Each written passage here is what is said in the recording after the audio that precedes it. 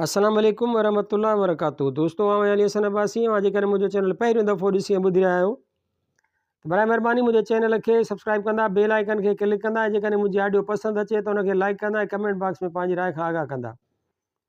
किताब जो नालो आहे सुण सने उन सिंह। मौज़ू इंटरव्यूज़ मुरतब निसार शाहीन, छपाईंदड़ पूरब पब्लिकेशन, लाड़काणो सिंध, छापो पहिरियों 2009 ईस्वी। इंटरव्यू आहे यूसुफ शाहीन जो। पूरो नालो यूसुफ शाहीन वलद अब्दुल्ला दाऊद पोटो। तारीख़ 3 अप्रैल 1939 ईस्वी ते नसरपुर में ॼाओ। मैट्रिक कयल अथसि। सहाफ़त सां गॾोगॾु सनत, ज़राअत ऐं वापार सां पिणु वाबस्ता आहे। कराचीअ मां सिंधीअ में रोज़ाना बरसात ऐं अंग्रेज़ीअ में सिंध ट्रिब्यून अख़बारूं जारी कयाई। नसर में सिंधी तोड़े अंग्रेज़ीअ में संदसि 1 दर्जन खां वधीक किताब छपियल आहिनि। फिक्शन जे हवाले सां हिन कुल 3 अफ़साना लिखिया। टिन्हिनि ते खेसि इनाम ॾिनो वियो।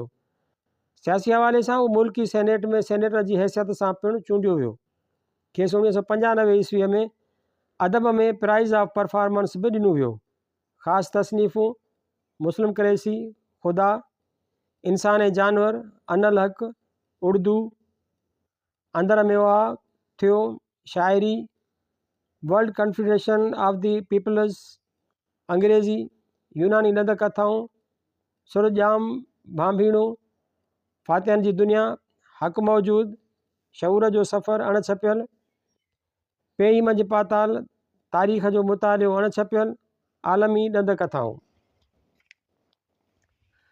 पूरब तव्हां शाइरी बि कई आहे, जा घणे भाङे ॻाई बि वई आहे। तव्हां नसर बि घणो ई लिखियो आहे। लिखण जी असुलु शुरूआत तव्हां कहिड़ी सिन्फ़ खां कई? यूसुफ लिखण जी असुलु शुरूआत बाबति जवाबु ॾियण खां अॻु हिकु ॻाल्हि जी वज़ाहत कयां त मूंखे अदीब या शाइर थियण जो कॾहिं बि शौक़ु न रहियो आहे। अॼु बि मूंसां साॻी हालत आहे।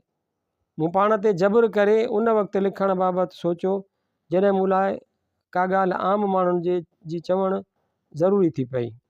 हीउ किसो उन वक़्त जो आहे जॾहिं आउं 14 खनि सालनि जो मस थियो हुउसि। उन्हनि ॾींहंनि में आउं ज़ाती मुशाहिदे ऐं तमामु मुख़्तसिर मुताले सबबि उन फ़ैसिले ते पहुतुसि त हिन सॼी दुनिया जी जोड़जक ऐं सरहदूं ग़लति आहिनि जेके नए सिर अॾणु घुरिजनि। सॼी दुनिया जो मुआशी निज़ाम नाइंसाफ़ीअ ते ॿधलु आहे। दुनिया जूं तमामु थोरियूं क़ौमूं फुरलुट, ठॻीअ, फ़ौजी कारवायुनि, कारोबार ऐं सनअती पैदावार ज़रिए अमीर थियूं आहिनि, जॾहिं त दुनिया जी अक्सरियत ग़रीब आहे। हर इंसान खे सुबुह जो 2 पहरनि जो ऐं राति जो बुख लॻे थी। उन में इंसान जो को वस न आहे। हर इंसान खे राति जो निंड अचे थी। उन अमल में बि इंसान जो वस न आहे। उन करे हर इंसान खे काइनात जो कारोबारी निज़ाम हलाइण खां अॻु मानी ऐं सुम्हण जी जाइ मुहैया करणु घुरिजे। इंसान जी उन ज़रूरत खे कंहिं बि हवाले सां मशरूत करणु ॾोह आहे। अफ़सोस उहो आहे त बुख ऐं निंड इंसान जूं अहिड़ियूं कमज़ोरियूं आहिनि जंहिंजो जाइज़ फ़ाइदो वठण लाइ सरमाएदारी निज़ाम वजूद में आंदो वियो जेको ख़तमु थियणु घुरिजे।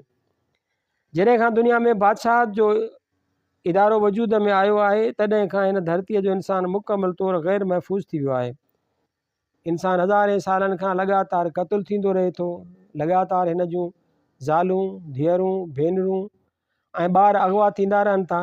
इंसान खे लगातार हिजरतूं करण ते मजबूर कयो वञे थो। दुनिया जा बादशाह दुनिया जे इंसाननि खां लगातार संदन दौलत, पैदावारी वसीला ऐं सरहदूं फुरींदा रहनि था। उहे इंसान ज़ात जा ॾोहारी आहिनि। उहे बादशाह इंसान ज़ात जे सभिनी ॾुखनि ऐं तकलीफ़ुनि जो मर्कज़ ऐं मुहावर आहिनि। उन करे दुनिया मां बादशाह या बादशाहती इदारा ख़तमु थियणु घुरिजनि। दुनिया में हर रोज़ किरोड़े जानवर मारे या ज़बह करे माण्हू उन्हनि जो गोश्त ऐं रतु खाइनि था। उन मामले ते रहमदिली सां वीचार करण जी ज़रूरत आहे। इंसाननि खे जीअं त सलामतीअ सां जीअरो रहण जो हक़ु हासिलु आहे तीअं जानवरनि खे बि सलामतीअ सां जीअरो रहण जो हक़ु मिलणु घुरिजे। बिब भरण लाइ असां वटि ॿियूं तमामु घणियूं शयूं मौजूदु आहिनि। बहरहाल अहिड़ा ॿिया केतिरा ई मामला आहिनि जिन बाबति मूं उन वक़्तु सोचियो जॾहिं मूंखे अञा मस ॾाढी अचणु शुरू थी हुई। उन वक़्तु आउं तमामु तकिड़ो उन फ़ैसिले ते पहुतुसि त मूंखे ज़ाती तौरु उन्हनि सभिनी ॻाल्हियुनि खे रद्द ॾियणु घुरिजे जिन ते मुंहिंजो वस हले थो। उन करे सभ खां अवल मूं गोश्त खाइणु बंदि करे छॾियो। एतिरे क़दुरु जो गोश्त में पकल चांवर बि न खाईंदो हुउसि। लगातार 32 साल मूं कॾहिं बि गोश्त, मच्छी या ॿी का साह वारी शइ न खाधी। मूं पंहिंजो नालो फेराए पहिरीं यूसुफ सोज़ ऐं पोइ यूसुफ शाहीन रखी छॾियो। ज़ात पात लिखणु छॾे ॾिनमि। उन खां पोइ जेकी कुझु बि मूंखे माज़ीअ खां विरसे में मिलियो उन ते नज़रसानी कयमि या उन मां घणो कुझु रद्द करे छॾियमि। मूं सख़्तीअ सां महसूसु कयो त इंसान खे मुख़्तलिफ़ नफ़रतुनि ऐं नज़रियनि में विराए इंसान जो दर्जो घटायो वियो आहे, जॾहिं त सभु इंसान बराबरि आहिनि। बहरहाल मूं उहे सभु क़दम खयां जन सां पाण खे फ़क़ति इंसान महसूसु करे सघां। अहिड़ा ज़ाती फ़ैसिला करण खां पोइ मसइलो उहो पैदा थियो त आउं तहज़ीबुनि, क़ौमियतुनि, सरहदुनि ऐं दुनिया जे ग़लति इक़्तिसादी जोड़ जक बाबति आम माण्हुनि ताईं पंहिंजी राय कीअं ज़ाहिरु कयां। कहिड़ी रीति दुनिया खे ॿुधायां त माज़ीअ जो विरसो घणे भाङे ग़लति आहे। उन ॻाल्हि उन मजबूरीअ मूंखे लिखण ते मजबूर कयो। मुंहिंजा समूरा किताब फ़क़ति उन हिकु ॻाल्हि जे गिर्द घुमनि था, ख़ुदा, इंसान ऐं जानवर खां हक़ मौजूद ताईं आउं माज़ीअ में थियल इंसान सां नाहक़ बाबति बहस करण जी कोशिशि कंदो रहियो आहियां। जेतिरे क़दुरु शाइरीअ जो तालुक़ु आहे त 1968 ईस्वीअ ताईं आउं शाइर न हुउसि, न कॾहिं शाइरीअ जी हिकु सिट लिखियमि ऐं न शाइर थियण बाबति सोचियो। हिकु राति तारीख़ जो मुतालियो कंदे ख़्यालु पियुमि त हाणे शाइरी बि करणु घुरिजे। उन राति मूं 4 बैत लिखिया। उन खां पोइ लिखंदो वियुसि। हींअर कुझु ॾींहं अॻु मूं पहिरियों भेरो केतिरा ई गज़ल, गीत ऐं नज़म लिखिया आहिनि।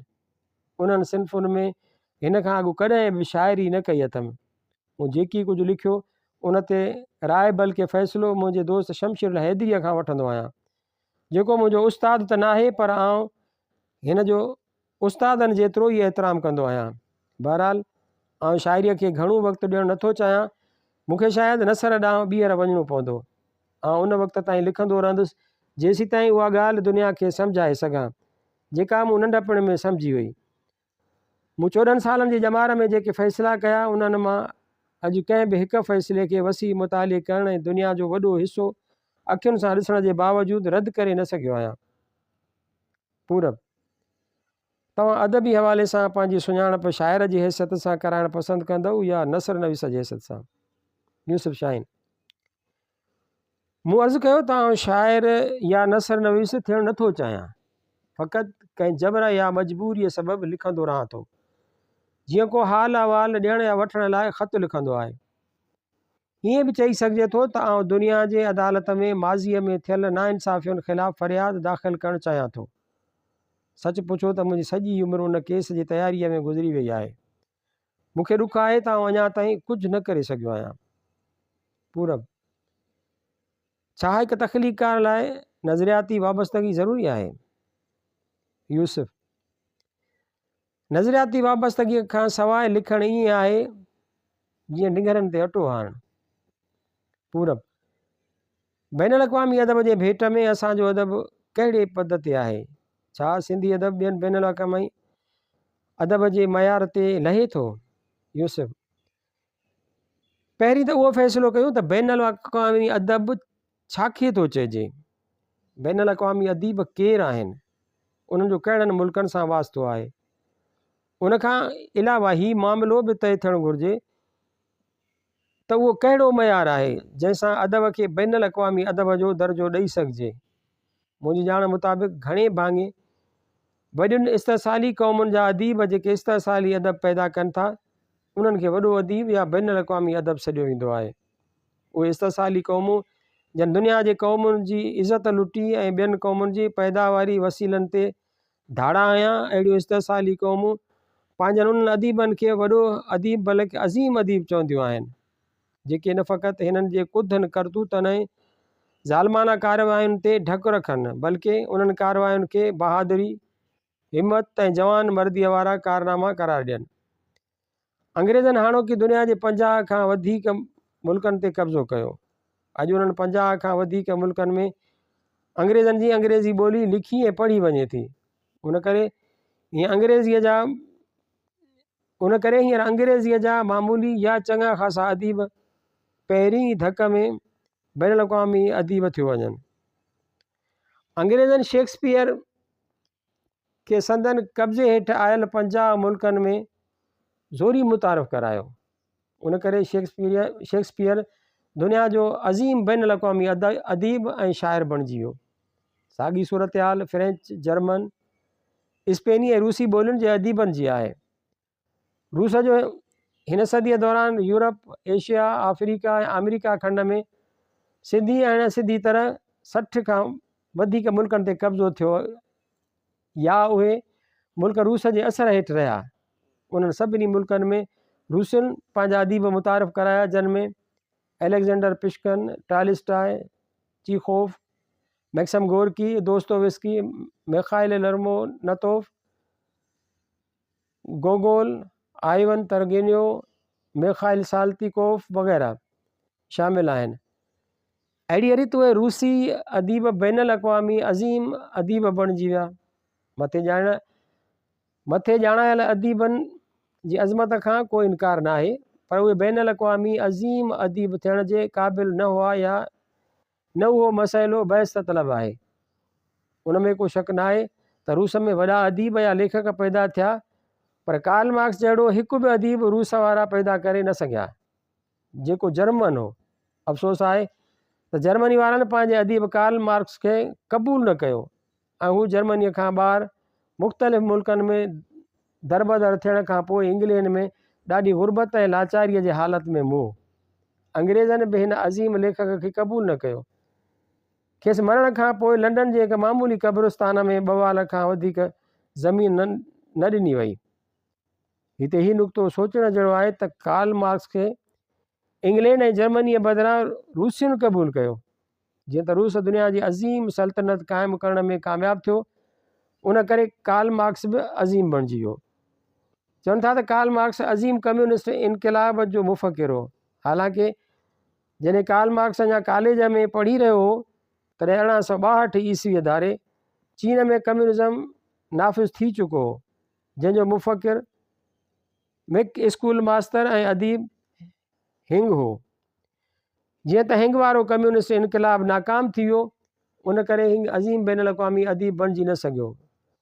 बहरहाल चवण जो मक़सदु उहो आहे त फ़क़ति वॾियूं इस्तहसाली क़ौमूं वॾा अदीब पैदा कंदियूं आहिनि या ठाहींदियूं आहिनि। माज़ीअ में सिकंदर आज़म दुनिया जी वॾे हिसे ते अज़ीम यूनानी सल्तनत क़ाइमु कई, जेका बाद में 300 खनि साल जारी रही। सिकंदर आज़म ऐं हिन जे यूनानी छाड़तनि यूनान जे केतिरनि ई अदीबनि ऐं शाइरनि खे दुनिया जो अज़ीम बैन अल-अक़वामी अदीब बणाए छॾियो, जिन में होमर जो नालो सफ़ाए अवल ते अचे थो। उन खां पोइ हेसियड, एस्काइल्स, सोफोक्लिस, यूरोपिडिस, एरिस्टोफेन्स, प्लाटो, अरस्तो ऐं ॿिया नाला अचनि था। मथे ॼाणायल अदीब दुनिया सां मुतारिफ़ तॾहिं थिया जॾहिं यूनान दुनिया जे अज़ीम सल्तनत क़ाइमु कई। उन वाक़े खां पोइ यूनान जा मथियां अदीब ॿियनि बैन अल-अक़वामी उन वाक़े खां पोइ यूनान जा मथियां अदीब बैन अल-अक़वामी अदीब हुअण जो दर्जो हासिलु करे सघिया। यूनानी सल्तनत क़ाइमु थियण खां अॻु उन्हनि अदीबनि खां ख़ुदि यूनान जा माण्हू बि चङी रीति वाक़िफ़ न हुआ। यूनान में शहरी रियासतूं क़ाइमु हुयूं ऐं उते जा अदीब इलाक़ाई बुनियादनि ते फ़क़ति पंहिंजनि शहरनि ताईं महदूद हुआ। जॾहिं यूनान सल्तनत ख़तमु थी वई त पोइ यूनान वारा गुज़िरियल 2000 सालनि दौरान मथे ॼाणियल अदीबनि जहिड़ो हिकु बि अदीब पैदा करे न सघिया। न फ़क़ति एतिरो, बल्कि यूनानी सल्तनत ख़तमु थियण सां उहा यूनानी ॿोली बि ख़तमु थी वई, जंहिंमें मथे ॼाणायल अदीबनि ऐं शाइरनि तख़लीक़ूं ॾिनियूं। अहिड़ो ई हाल रूम में थियो। जंहिं रूम जी सल्तनत यूरोप, एशिया ऐं अफ्रीका जे 20 लख चौरस मैलनि ताईं पखिड़िजी वई, तॾहिं रूम जे हर शइ दुनिया खे वॾी अज़मत वारी नज़र अचणु लॻी।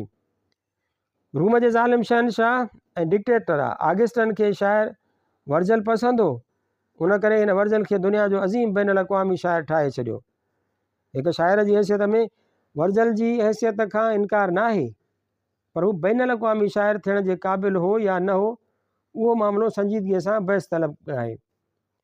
उहो सिलसिलो मिर्ज़ा ग़ालिब खां अलामा इक़बाल, टैगोर, रूस जे सोलिज़नेतन ऐं सलमान रुश्दीअ ताईं हलंदो अचे। रूस जे अदीब सोलिज़नेतन पंहिंजे मुल्क खे कैंसर वार्ड सां तशबीह ॾिनी ऐं उन ई नाले सां किताबु लिखियो। हिन ॿिया बि केतिरा ई किताब लिखिया। हिन अदीब सिधी ऐं अणसिधी तरह पंहिंजे लिखण ज़रिए सरमाएदारी निज़ाम खे फ़ाइदो रसायो, खेसि नोबेल इनाम ॾिनो वियो। सलमान रुश्दीअ पंहिंजे लिखण ज़रिए इस्लाम जे अज़ीम हस्तियुनि जी किरदार ते छो छंडिया ऐं ठठोलियूं कयूं, उहा ॻाल्हि ईसाई दुनिया लाइ फ़ाइदेमंद थिए थी। बहरहाल उन मामले ते घणी बहस में पइबो त तुंहिंजे रिसाले जा सिफ़ा खुटी पवंदा। जेतिरे क़दुरु सिंधी अदब जो बैन अक़वामी अदब सां भेट करण जो मामिलो आहे, तव्हां फ़क़ति एतिरो चवंदुसि त असांखे ख़्वामख़्वाह ख़ुशफ़हमीअ में मुब्तला थियणु न घुरिजे। हिन वक़्तु दुनिया में लिखण जो कमु या तख़लीक़ जो अमल सनत जो दर्जो हासिल करे वियो आहे। दुनिया जा अदीब कंगाल, बेहाल ऐं परेशान रहण बदिरां पंहिंजे लिखण ज़रिए दुनिया जे अमीर तरीन माण्हुनि में शामिल थी रहिया आहिनि। असांजे अदीबनि खे नई सूरत हाल खे सम्झण जी ज़रूरत आहे। असांजे अदबी इदारनि खे सनती बुनियादनि ते हलाइण लाइ कोशिशूं थियणु घुरिजनि। हिन वक़्तु असां बैन अक़वामी अदब त परे थियो, पाकिस्तान जी ॿोली उर्दूअ खां बि समय साल पोइते पवंदा था वञूं। अंग्रेज़नि जे अचण खां अॻु सिंध में फ़ारसी ॿोलीअ जो राज हलंदो हो। सिंध जे हाकिमनि जी ॿोली फ़ारसी हुई। उन करे 100 सालनि ताईं सिंध जे अदीबनि सिंधीअ में लिखण बदिरां फ़ारसी अदब ते वक़्तु विञायो। अॼु बि हज़ारनि जे तादाद में फ़ारसी नुस्ख़ा सिंध जे मुख़्तलिफ़ घरनि में मौजूदु आहिनि, जिन खे हाणे असां पढ़ी बि नथा सघूं। गुज़िरियल दौर में फ़क़ति शाह लतीफ़ ऐं कुझु ॿिया शाइर ऐं अदीब हुआ जन फ़ारसी ॻाल्हाईंदड़ हाकिमनि खां बग़ावत करे सिंधीअ में शाइरी कई। अॼु सिंध में फ़ारसीअ जी जाइ उर्दू ॿोलीअ खे हासिल थी आहे। उर्दूअ जे मुक़ाबले में सिंधीअ में न हुअण जे बराबरि कमु थी रहियो आहे। तमामु थोरा अदीब सिंधीअ में लिखी रहिया आहिनि। उहो ई सबबु आहे जो असां हर चौथे अदीब खे अज़ीम जो लक़ब ॾियूं था, त जीअं उन्हनि जी हिमत अफ़ज़ाई थिए ऐं हू लिखंदा रहनि। जीअं त ॿोलियुनि जो उरूज ऐं ज़वाल क़ौमुनि जे उरूज ऐं ज़वाल सां लाॻापियल थिए थो, उन करे असां सियासी हालतुनि जो शिकार थी रहिया आहियूं। सिंधीअ में फुल टाइम अदब तख़लीक़ करण वारा फ़क़ति चंद अदीब आहिनि। बाक़ी घणे भाङे पार्ट टाइम या बेगार तौरु अदब तख़लीक़ कनि था। हालांकि असां वटि अहिड़ा केतिरा ई वॾा अदीब मौजूदु आहिनि जेके अगरि फुल टाइम लिखनि त हू बैन अक़वामी अदब में पंहिंजो मक़ाम हासिल करे सघनि था। उन्हनि अदीबनि में शेख अयाज़, मोहम्मद इब्राहिम जोयो, जमाल अबड़ो, शमशीर हैदरी, सिराजुल हक मेमून, रसूल बख्श पलीजो, नूरुद्दीन सरकी, अमर जलील, तनवीर अब्बासी, ताज बलोच, कमर शहबाज, अली अहमद बिरोही, अब्दुल कादिर जूणेजो, नूरुल हुदा शाह, हलीम बिरोही, माताब महबूब, अब्दुल वाहिद आरीसर ऐं ॿिया केतिरा ई आहिनि जन जा नाला हिकदमि ज़हन ते नथा अचनि। उन्हनि अदीबनि मां फ़क़ति शेख अयाज़ वाहिद अदीब ऐं शाइर आहे जेको हींअर फुल टाइम लिखी रहियो आहे। हीअ अॼु न त सुभाणे यकीनी तौरु बैन अक़वामी अदब में पंहिंजी जाइ वालारींदो। शेख अयाज़ ज़िंदगीअ जे गुज़िरियल सॼे दौर में फ़क़ति 9 किताब ॾिना, जॾहिं त हाणे हू चंद सालनि अंदरि 40 खां वधीक किताब लिखी चुको आहे। सिराज, कमर शहबाज, ग़ुलाम नबी मुग़ल, अली अहमद बिरोही ऐं अब्दुल कादिर जूणेजे खे ज़ोरीअ नौकरियूं या ॿिया कमकार छॾाए लिखण सां लॻायो वञे त हू सिंधी अदब खे अॾे छॾीनि। उहे अदीब अहिड़ो अदब ॾेई सघनि था जेको बैन अक़वामी अदब जो दर्जो हासिल करे सघे थो। पूरब, तव्हां कहिड़ी क़ौमी तोड़े बैन अक़वामी अदीब खां मुतासिर आहियो ऐं छो? यूसुफ, जेकॾहिं चवां त आउं कंहिं बि अदीब खां मुतासिर न आहियां त उहा वक़्ती तौरु ॾाढा ई महसूसु थींदी। मूंखे उन सवाल जो जवाबु ॾियण लाइ काफ़ी वक़्तु ऐं तुंहिंजे रिसाले जा तमामु घणा सिफ़ा घुरिजनि। हिन वक़्तु फ़क़ति एतिरो चवंदुसि त आउं माज़ीअ जे अदब खां मुतमइन न आहियां। माज़ीअ में गुज़िरियल हज़ारे सालनि दौरान पैदा थियल अदब घणे भाङे मज़हबी नज़रियनि जी प्रचार लाइ लिखियो वियो, जंहिं अॻिते हली रुजत परस्तीअ खे जनमु ॾिनो। कुझु अदब गुलो बुलबुल जे मसइलनि खां ॿाहिरि निकिरी न सघियो। फ़क़ति 1% अहिड़ो अदब मिले थो जेको अवाम लाइ लिखियो हुयो। हिन वक़्तु पैदा थींदड़ अदब बि माज़ीअ जो तसलसुल आहे, या रुजत परस्तीअ जो शिकार आहे, या माज़ीअ जे नज़रनि खां मुतासिर थी लिखियो वञे थो। उन करे ॿियनि मामलनि सां गॾु दुनिया खे पंहिंजे अदबी तख़लीक़ुनि जा रुख़ दुरुस्त करण जी ज़रूरत आहे। उहो कमु तॾहिं थी सघंदो जॾहिं दुनिया जी तारीख़ नए सिरे लिखी वेंदी। तारीख़ी वाक़िअनि खे जीअं जो तीअं पूरी सचाई ऐं बेडरपाईअ सां लिखण खां सवाइ सॼो मामिलो फाथल रहंदो। तव्हां यकीन ॼाणो त सॼी ख़राबी तारीख़ में फाथल आहे, जंहिंमें हिन वक़्तु असांखे बादशाहनि जे ज़ाती मामलनि खां वधीक कुझु नथो मिले। गुज़िरियल दौर जे अवाम सां कहिड़ो असरु थियो, उहे तारीख़दान ॼाणी वाणी नज़रअंदाज़ कंदा आहिनि। तारीख़दाननि इंसान ज़ात सां वॾो कहर कयो आहे। हिननि ज़ालिमनि जे ज़ुल्म ऐं जबर खे कारनामा सॾियो आहे जेको ॾोहो आहे। हैरानगी उहा आहे त अॼु बि तारीख़दान सच नथा लिखनि। चंगेज़ ख़ान, हलाकू ख़ान ऐं उन्हनि जहिड़ा हज़ारे बादशाह मरी खपी विया, पर तारीख़दान उन्हनि जा असुलु वाक़िआ लिखण खां हींअर बि डिॼनि था। अॼु बि हू उन्हनि ज़ालिम बादशाहनि जा राग आलापीनि था ऐं खेनि अज़ीम शख़्सियतूं करे पेश कनि था, जॾहिं त उहे अज़ीम ॾोहारी आहिनि। हिन वक़्तु यूरोप में तारीख़ ते तमामु घणा किताब छपजनि था। जीअं त यूरोप दुनिया जो वाहिद ख़ितो आहे जिते हिन वक़्तु तमामु घणियूं बादशाहतूं क़ाइमु आहिनि। उन करे यूरोप जा तारीख़दान बादशाहनि या बादशाह जे इदारे ख़िलाफ़ु लिखण खां सिधी या अणसिधीअ तरह लवाइनि था। जीअं त यूरोप जे अदीबनि ऐं तारीख़दाननि जी दुनिया ते धाक वेठल आहे, हिननि जी हर लिखणी सनद जो दर्जो रखे थी। उन करे ॿियनि मुल्कनि जा तारीख़दान बि हिननि जी अंदाज़ तहरीर जी नकाली कनि था। जेसीं ताईं दुनिया जो अदब दुरुस्त थी न सघंदो, अहिड़ो अदब जंहिंखे अवामी अदब चइजे, उन में को शक न आहे त दुनिया में अवामी अदब लिखण जूं कोशिशूं थियूं आहिनि ऐं केतिरो ई अदब लिखियो बि वियो आहे। पर हक़ीक़ी अवामी अदब तॾहिं पैदा थींदो जॾहिं असां में सच लिखण ऐं सच ॿुधण जी हिमत पैदा थींदी। पूरब तव्हां हिकु हंधि मोहतरम साईं GM सैद खे सिंधी अदब में हिन सदीअ जो वॾे में वॾो नसर नवीस कोठियो आहे, करार ॾिनो आहे। कहिड़े हवाले सां? हिन नसर वधीक लिखियो आहे या संदसि नसर में असलूब आला मयार जो आहे, या ज़हनी पोच सघारी हुअण सबबि संदसि मौज़ूअ ते गिरफ़्त वधीक आहे? यूसुफ मूं साईं GM सैद खे सिंधी नसर जो शाह लतीफ़ सॾियो। अॼु बि उन राय ते क़ाइमु आहियां। सिंध में साईं GM सैद खां सुठा नसर नवीस मौजूदु आहिनि, पर नसर में मक़सदियत असुलु मामिरो आहे। नसर लिखण वक़्तु को बि अदीब एॾो वॾो मक़सदु, एॾी वॾी मंज़िल पंहिंजे अॻियां रखी न सघियो जहिड़ी साईं GM सैद रखी। आज़ादी इंसान जो पैदाइशी ऐं पहिरियों हक़ आहे। उन खां पोइ क़ौमुनि ऐं मुल्कनि जे आज़ादीअ जी ॻाल्हि थिए थी। आज़ादीअ बाबति जेतिरो सख़्तु, साफ़ ऐं मुदलिल अंदाज़ में साईं GM सैद लिखियो, उन जहिड़ो सिंधीअ में ॿिए कंहिं बि अदीब या नसर नवीस न लिखियो आहे।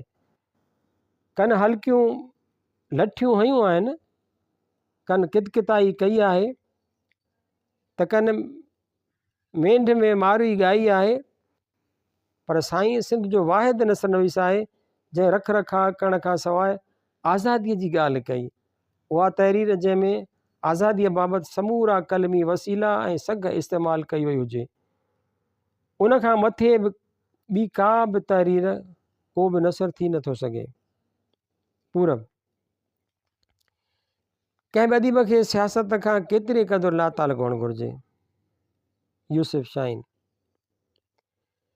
हिकु अदीब खे कंहिं बि हालत में सियासत खां लातालुक़ न हुअणु घुरिजे, छाकाणि त सियासी नज़रिया जेके इनक़िलाब या आज़ादीअ ॾांहुं वठी वञनि, उहे इनक़िलाबी नज़रिया या आज़ादीअ जा पेचरा या वाटूं अदीब ई ॿुधाए थो। अदीब ई सियासत जो सॼो मैदान ठाहींदो आहे ऐं सियासतदान पैदा कंदो आहे ऐं सियासतदान लाइ मैदान हमवार कंदो आहे। हू शाइरी, अफ़साने, नाविल ऐं ॿियनि अदबी वसीलनि ज़रिए आम राय जोड़े थो, माण्हुनि खे पंहिंजा ॾुख सूर ॿुधाए उभारे थो, जंहिंजे नतीजे में फ़िक्री आज़ादीअ लाइ राहूं हमवार थियनि थियूं ऐं अवामी इनक़िलाब अचण जा आसार पैदा थियनि था। अदीब जा पोख पोखे थो, पचाए थो ऐं जॾहिं फ़सुलु लहे थो, जॾहिं इनक़िलाब अचण जा आसार पैदा थियनि था, उन वक़्तु अदीबनि जी उहा महिनत सियासतदान केश कराइनि था। हर सुञाण अदीब खे न फ़क़ति मुल्क अंदरि हलंदड़ सियासत पर बैनुल अक़वामी सियासत बाबति बि मुकमिल ॼाण हुअणु घुरिजे। न रुॻो ॼाण पर भरपूर तालुक़ु हुअणु घुरिजे।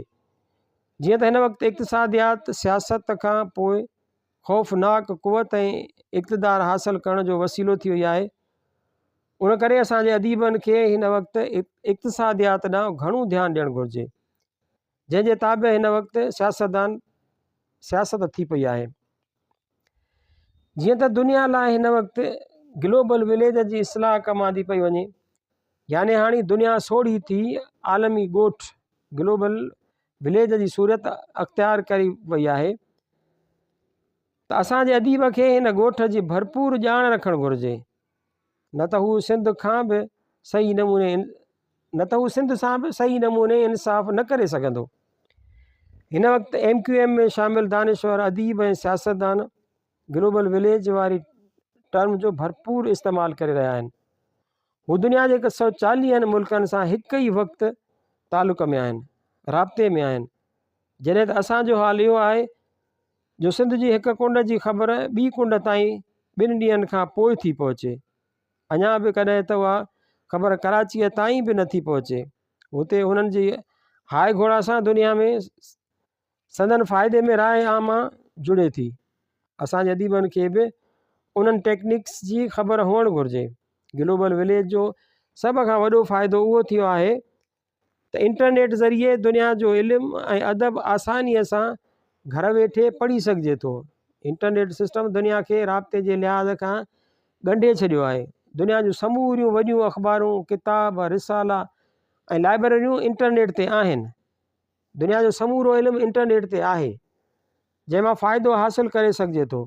पाकिस्तान जूं वॾियूं अख़बारूं डॉन, बिज़नेस रिकॉर्डर, दी नेशन वग़ैरह इहे सभु इंटरनेट ते आहिनि। अफ़सोस जहिड़ी ॻाल्हि आहे त हिन वक़्तु का बि सिंधी अख़बार इंटरनेट ते न आहे जो न्यूयॉर्क, सिंगापुर, टोक्यो, दुबई या बम्बईअ में वेठल सिंधी असांजी सिंधी अख़बार पढ़ी सघनि। दुनिया जा समूरा वॾा किताब जिन में क्लासिक बि शामिल आहिनि, उहे बि इंटरनेट ते अची चुका आहिनि। असांखे शाह जो रिसालो या शेख हयात जी शाइरीअ खे इंटरनेट ते आणणु घुरिजे। पूरब, अव्हांजी नज़र में अदब जा दाइमी क़द्र कहिड़ा थी सघनि था? यूसुफ शाहीन, बुनियादी तौर अदब जा के बि दाइमी क़द्र थींदा ई कोन आहिनि। अदब मारूज़ी ज़रूरतनि तहत वधंदो वीझंदो परवान चढ़ंदो आहे, पंहिंजी राह पाण ठाहींदो आहे, पंहिंजा क़द्र पाण जोड़ींदो आहे।